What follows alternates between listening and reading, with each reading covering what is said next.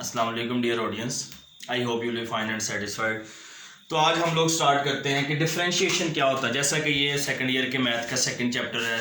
अब हमें पता है कि सेकंड ईयर का जो मैथमेटिक्स है टोटल 7 चैप्टर पे कंसिस्ट है। दूसरा और तीसरा चैप्टर डेरिवेटिव्स और इंटीग्रेशंस जो है ये इंतहाई इंपॉर्टेंट चैप्टर कंसिडर किए जाते हैं। तो हम लोग आज डिफरेंशिएशन को डिस्कस करेंगे कि डिफरेंशिएशन बेसिकली होती क्या है, इसका कॉन्सेप्ट क्या है। तो ये मैं डिफरेंशिएशन शुरू करवाने से पहले आपको थोड़ा सा मैं बताना चाहता हूँ कि हमारे जो मैथमेटिक्स के जो पिलर हैं दो, वो डिफरेंशिएशन और इंटीग्रेशन समझे जाते हैं। कि पूरे का पूरा मैथमेटिक्स जो है इसी पे बेस करता है। ये डेरिवेटिव मैथमेटिक्स पढ़ने वालों के through out the life use होता है। वैसे भी हम लोग इसकी बहुत ज़्यादा एप्लीकेशंस डेली लाइफ में भी यूज़ करते हैं। और कोई भी ये टेस्ट वगैरह हो, हमारे पीपीएससी का जो हो टेस्ट, एनटीएस का हो, तो इसमें मैथमेटिक्स के रेलेवेंट जो भी आर्टिकल्स पूछे जाते हैं तो डेरिवेटिव्स में भी उसमें ज़रूर क्वेश्चन जो है वो पूछा जाता है। तो डिफरेंशिएशन बेसिकली एक प्रोसेस है, एक टेक्निक है। डिफरेंशिएशन क्या है? एक प्रोसेस है या एक टेक्निक है या ये प्रोसेस है कि जिसके ज़ेरे असर, या डिफरेंशिएशन एक ऐसा प्रोसेस है कि आफ्टर प्रोसेसिंग हमारे पास जो रिजल्ट्स आता है वो कहलाता है derivative.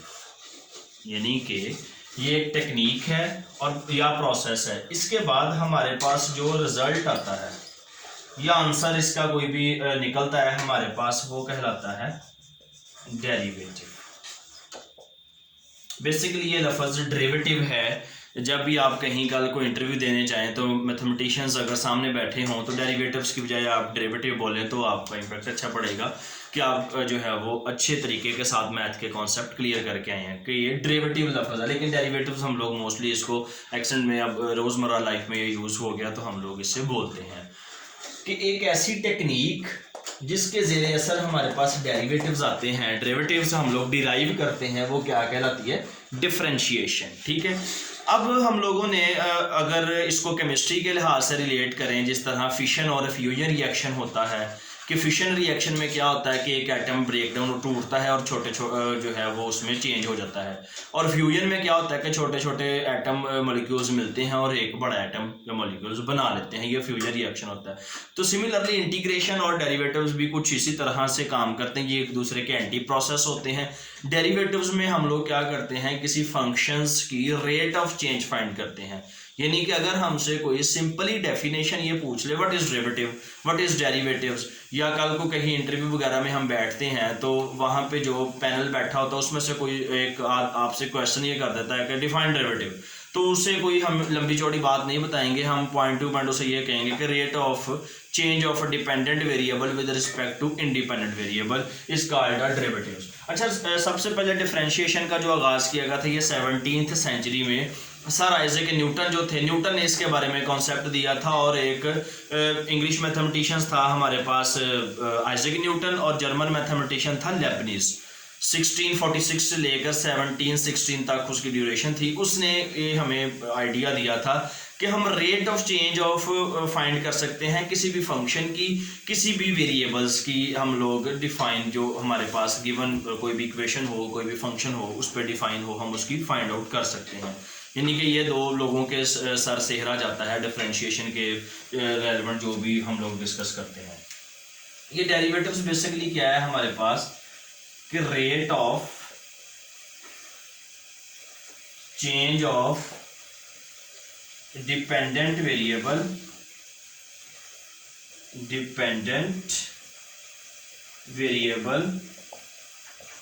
With respect to independent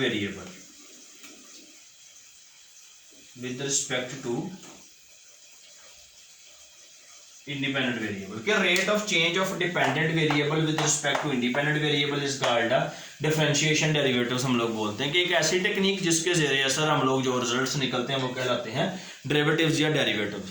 तो ये rate of change of dependent variable with respect to independent variable हमारे पास कहलाता है डिफरेंशिएशन। अब डिपेंडेंट वेरिएबल क्या होता है, इंडिपेंडेंट वेरिएबल क्या होता है, ये हम लोग डिस्कस करते हैं।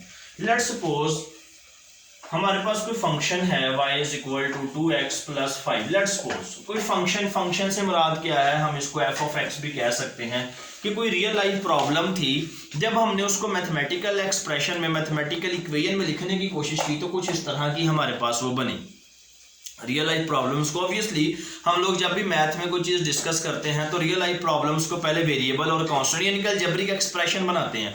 उस अलजेब्रिक एक्सप्रेशन को लेके हम लोग नेक्स्ट जो भी कोई फर्दर टेक्निक यूज़ करनी होती है वो करते हैं। तो जिस तरह ये y is equal to 2x plus 5 हमारे पास है, अगर मैं x की वैल्यू यहाँ पे 0 रख देता हूँ तो y is equal to 2 into 0 plus 5, y is equal to 0 plus 5 और y इज इक्वल टू 5 आ जाएगा।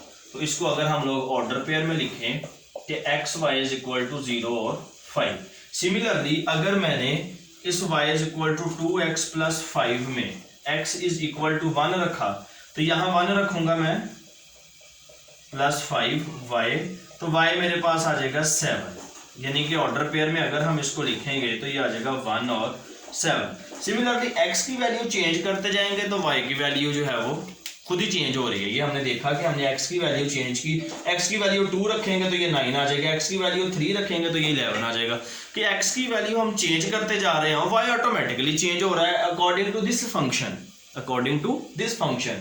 तो ये हमारे पास यहाँ से एक बात हमें समझ आ गई कि ये जो x है ये हमारे पास इंडिपेंडेंट वेरिएबल है और जो y है ये डिपेंडेंट वेरिएबल है।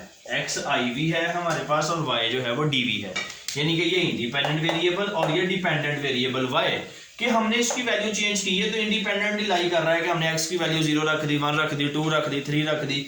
y जो है वो इस पे डिपेंड कर रहा है, y का सारा जो डिपेंडेंट है वो किस पे है, इस x पे है। जिस तरह हमारे पास एक सोर्स होता है, एक सिंक होता है, जब चाइल्ड छोटा होता है तो पेरेंट्स उसके सोर्स होते हैं, चाइल्ड जो है वो सिंक होता है, और ड्यू टू टाइम ड्यूरेशन जब वो बच्चा बड़ा हो जाता है, उसकी शादी हो जाती है, नेक्स्ट उसके बच्चे हो जाते हैं, तब वो अपने बच्चों के लिए सोर्स होता है और उसके बच्चे उसके लिए सिंक होते हैं। यानी कि वो सिंक डिपेंडेंट होता है किस पे, सोर्स पे।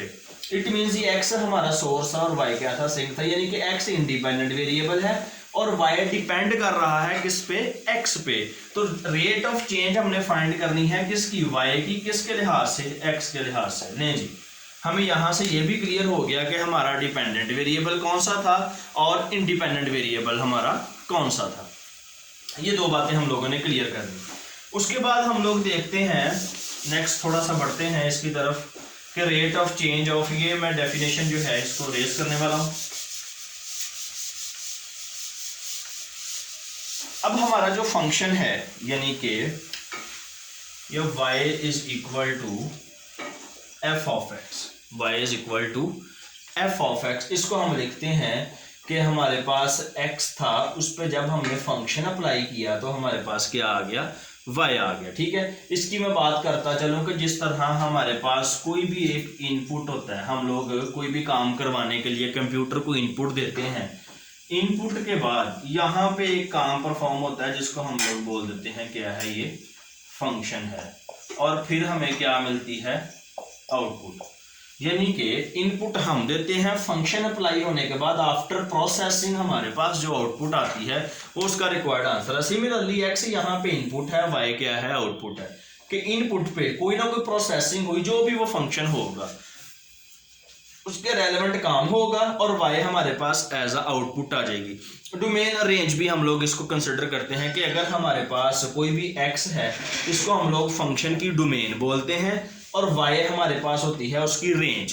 तो इनपुट आउटपुट तो हम कंप्यूटर की ज़बान में बोलते हैं, मैथमेटिक्स में हम लोग इसको डोमेन रेंज से कंसिडर करते हैं। डोमेन बेसिकली क्या हुआ करती है कि जिस पे हमारा फंक्शन डिफाइंड हो, यानी कि ना तो फंक्शन इन्फिनिटी की तरफ जाए, ना ही वो हमारे पास जो है वो कम्प्लेक्स यानी कि आयोटा वाली फॉर्म में चला जाए। उन वैल्यूज़ पे हमारा फंक्शन जब लिमिट एग्जिस्ट करती है, ये आगे हम लोग डिस्कस करेंगे। ठीक है, तो ये y is equal to f of x था, हमने चेंज इसमें फाइंड करनी है। अगर मैं y में y के लिहाज से चेंज कर दूं और x में x के लिहाज से चेंज कर दूं, यानी कि ये डेल्टा x जो है ये इंक्रीमेंट हमने कर दिया, x में इंक्रीमेंट इन x और delta y increment in y। कि हमने y के अंदर इंक्रीमेंट लगा दिया, यानी कि y में y के लिहाज से चेंज, x में x के लिहाज से, डेल भी बोलते हैं डेल्टा भी बोलते हैं इसको, ठीक। उसके बाद नेक्स्ट स्टेप हम क्या करेंगे, ये डेल y इधर ही रहने देंगे, f of x plus del x minus y, ये y इधर आके क्या हो जाएगा, माइनस हो जाएगा। उसके बाद student del y is equal to f of x plus del x minus, इसकी वैल्यू लगा दें जो कि क्या है f ऑफ x, यानी कि del y is equal to f of x plus del x minus f of x। उसके बाद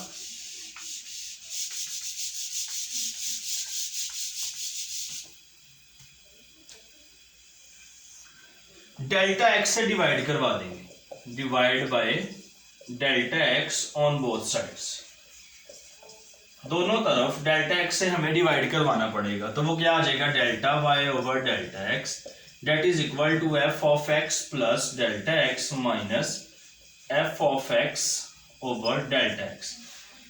नेक्स्ट हम लोगों ने ये देखना है कि जब भी हम कोई भी एक्सपेरिमेंट करते हैं, जिस तरह हम लोगों ने उसकी वेलोसिटी की डेफिनेशन की थी कि rate of change of displacement या change of displacement with respect to time, तो डेल्टा टी इंतहाई हम लोग स्मॉल लेते थे, वो इंस्टेंटेनियस वेलोसिटी कंसिडर होता था कि जिसमें डेल्टा टी हमारा इतना स्मॉल है कि अप्रोच कर रहा है जीरो को, that is not exactly zero, just approach कर रहा है जीरो को हमारे पास, ठीक है। तो delta y over delta x is equal to f of x plus delta x minus f of x over delta x. हम लोग इसकी instantaneous rate of change find करेंगे। इंस्टेंटेनियस रेट ऑफ चेंज से क्या मुराद है कि इंतहाई छोटे से इंटरवल के लिए, छोटे से फासले के लिए अगर किसी फंक्शन के ग्राफ में हम लोग डिस्कस कर रहे हैं तो इंतहाई छोटी सी उसकी जो हम पैच के लिए हम लोग जो फाइंड करते हैं वो हमारे पास कहलाता है इंस्टेंटेनियस रेट ऑफ चेंज। तो हम यहाँ पे लिमिट ले लेंगे delta x tends to zero, तो ये हमारा डेल्टा जो चेंज है इंक्रीमेंट आया एक्स में वो इंतहाई छोटा है, जीरो को अप्रोच कर रहा है, इसका मतलब होता है कि जीरो के करीब तरीन है, ना कि जीरो, जीरो के इक्वल नहीं है, that is not equal to zero, कि उसको टेंड्स कर रहा है, अप्रोच कर रहा है, उसको लाई कर रहा है। इधर वाली साइड पे भी limit delta x tends to zero, f of x plus del x minus f of x over del x. अब ये सारी चीज हमारे पास होती है derivative dy of x, dy over dx नहीं आपने बोलना, ये अनएथिकल सा जरा इसका रूल है, dy ओवर dx, आप इसको बोलेंगे dy ऑफ x, यानी कि डिफरेंशियल किसका, y का, किसके लिहाज से, x के लिहाज से, इसको कोफिशिएंट ऑफ डिफरेंशियल भी बोलते हैं। तो ये आ जाएगा हमारे पास limit del x tends to zero, f of x plus del x minus f of x over del x. ये हमारे पास डेरिवेटिव यानी कि डेरिवेटिव की डेफिनेशन हुआ करती है कि हम लोग जब भी instantaneous rate of change find करते हैं, इसकी ग्राफिकल रिप्रेजेंटेशन भी हम लोग देखेंगे। ये जस्ट अभी मैंने आपको वेरिएबल्स के साथ डिस्कस करवाया था, और वेरिएबल की भी डेफिनेशन मैं क्लियर करता जाऊँ, इंडिपेंडेंट और डिपेंडेंट का तो हमें पता लग गया था। वेरिएबल हमारे पास होता है एक ऐसा सिंबल जिसकी वैल्यू जो है वो चेंज होती रहती है, symbol that has not a fixed numerical value is called a variable. जिस तरह x और y में मुख्तलिफ क्वेश्चंस में हमारे x के आंसर मुख्तलिफ आते हैं, y में मुख्तलिफ आते हैं, ये तो जस्ट एक वेरिएबल है, हम लोग इसको अपने रिक्वायरमेंट के हिसाब से यूज करते हैं। ये वाली जो इक्वेशन है, ये वाला जो रिलेशन है, ये वाली जो एक्सप्रेशन है, ये हमारे पास डेरिवेटिव्स की डेफिनेशन हुआ करती है।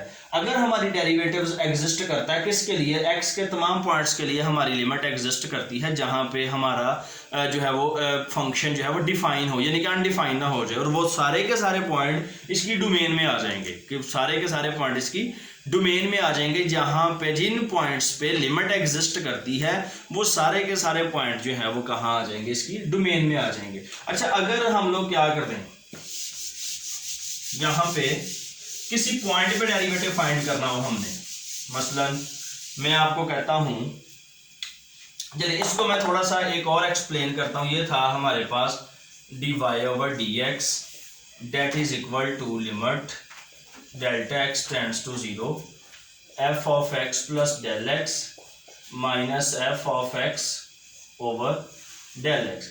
अगर हम इसको रिप्लेस करवा दें किसके साथ, x के साथ, और इसको रिप्लेस करवा दें a के साथ, यानी कि कोई रिलेशन हमारे पास ऐसा बन जाए कि dy over dx is equal to limit ये आ जाएगा हमारे पास x tends to a, f of x plus a minus f of a over f of x, sorry a नहीं आएगा, f of x minus f of a over x minus a।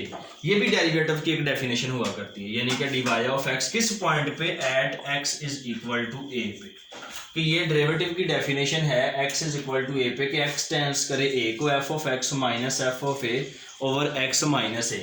अच्छा, अगर आपके पास लेट्स सपोज कोई function है y is equal to x square, ठीक है, वो कहता है कि जी डेरिवेटिव फाइंड करो dy ऑफ x किस पे, x इज इक्वल टू 2 पे, x इज इक्वल टू 2 पे आपने डेरिवेटिव फाइंड करना। हम क्या करेंगे, इसकी डिफरेंशिएशन करेंगे, जो रिजल्ट हमारे पास आएगा उसमें x की जगह क्या लगा देंगे, 2 लगा देंगे, हमारे पास जो रिक्वायर्ड आंसर आएगा वो आएगा उस पॉइंट पे डेरिवेटिव, उस पॉइंट पे रेट ऑफ चेंज होगी किसकी, डिपेंडेंट वेरिएबल की, किसके लिहाज से, इंडिपेंडेंट वेरिएबल के लिहाज से।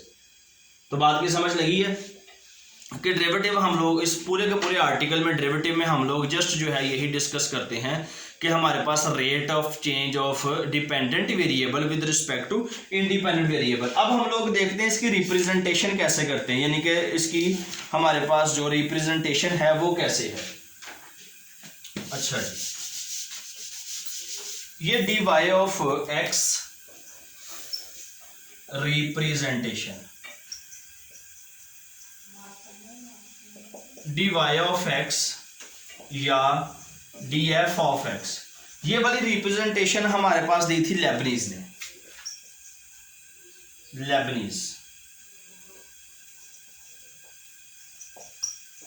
लेबनीज ने इस तरह की ये रिप्रेजेंटेशन हमें दी थी। न्यूटन ने कैसे कहा था कि f डैश ऑफ x, ये हमें रिप्रेजेंटेशन दी थी न्यूटन ने। उसके बाद लैग्रांज ने इसको दिया था f डैश, ये सारे के सारे मैथमेटिशियंस के नाम हैं, और d of f of x ये कॉशी एक हमारे पास जो था मैथमेटिशियन था, उसने इसकी रिप्रेजेंटेशन कुछ इस तरह दी। ये कुछ साइंटिस्ट थे, कुछ मैथमेटिशियंस थे जिन्होंने डेरिवेटिव्स की डेफिनेशंस को अपने अपने अकॉर्डिंग, नोटेशन से कोई फर्क नहीं पड़ता, इस तरह कहते हैं ना कि आदमी अपने नाम से नहीं काम से पहचाना जाता है, तो काम इसका सेम ही है। डेरिवेटिव्स में हम लोगों ने डिफरेंशिएशन में डेरिवेटिव्स ही फाइंड कर रहे हैं किसी फंक्शन के, ठीक है, तो फंक्शन की डेफिनेशन क्या होती है इस पर भी इंशाल्लाह मैं आपको बताऊंगा, और ग्राफिकल रिप्रेजेंटेशन भी इसकी जो है वो डिस्कस करेंगे इंशाल्लाह नेक्स्ट लेक्चर में। मैं आप, ये तो था इंट्रोडक्शन, नेक्स्ट लेक्चर में मैं आपको एक ऐसा फॉर्मूला बताने वाला हूं कि उस फॉर्मूले की मदद से आप 2.1 और 2.2 इजीली कवर कर सकते हैं, यानी कि डेरिवेटिव्स की पहली 2 एक्सरसाइजेज एक ही फॉर्मूले के अकॉर्डिंग आप उसको कवर कर सकते हैं, जिसको हम लोग बोलते हैं बाय डेफिनेशन। अच्छा, ये वाला जो रिलेशन है हमारे पास, ये वाला, इसको हम लोग बोलते हैं बाय डेफिनेशन,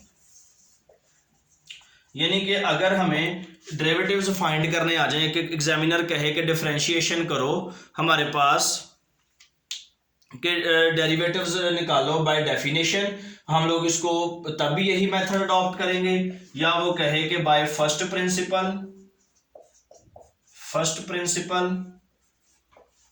तब भी यही मेथड अडॉप्ट करेंगे, और अगर वो कहे फर्स्ट प्रिंसिपल PLE, और अगर वो कहे बाय AB इनिशियो तब यही, यानी कि ये तीनों नाम जो हैं वो एक ही चीज के हैं कि जो डेरिवेटिव्स की डेफिनेशन है फर्स्ट प्रिंसिपल AB इनिशियो, ये तीनों इसको ये नॉन एक ही चीज के नाम है ये सारे, तो हम लोग इनकी मदद से ये सारे के सारे फाइंड कर सकते हैं। नेक्स्ट लेक्चर में मैं आप लोगों को एक फॉर्मूला बताऊंगा बाइनोमियल की मदद से कि हम 2.1 और 2.2 जो मैथमेटिक्स सेकंड ईयर के सेकंड चैप्टर में पहली 2 एक्सरसाइजेज हैं वो एक ही फॉर्मूले से मैं आप लोगों की सॉल्व करवाऊंगा, फिर उसके बाद नेक्स्ट हम लोग अगेन फर्दर बाकी रूल्स पढ़ेंगे। तो उम्मीद है स्टूडेंट आज वाले लेक्चर की आप लोगों को अच्छे तरीके से समझ आई होगी कि डेरिवेटिव्स होते क्या हैं, डिफरेंशिएशन क्या है, और इसको ही कोफिशिएंट ऑफ डिफरेंशियल बोला जाता है, यानी कि d स्मॉल d से हम डिनोट करते हैं किसका, y में चेंज किसके लिहाज से, x में, y के अंदर चेंज x के लिहाज से, यानी कि dependent rate of change with respect to independent variable. तो ये इंट्रोडक्शन जो है वो आप लोगों को अच्छे तरीके से डेरिवेटिव्स की समझ आई होगी। नेक्स्ट हम लोग फर्दर इसकी ग्राफिकल रिप्रेजेंटेशन भी मैं आप लोगों के साथ डिस्कस करूंगा। तो उम्मीद है आज वाले लेक्चर की समझ आई होगी। कोई अगर आपको इसके मतलब कोई क्वेश्चन है, कोई कॉन्सेप्ट की समझ नहीं आई, कोई पॉइंट नहीं समझ लगा, तो ज़रूर आप मुझे कमेंट सेक्शन में मुझे बताएं और ये लेक्चर दोस्तों के साथ भी शेयर करें ताकि उनका भी फ़ायदा हो सके। ओके, अल्लाह हाफिज़।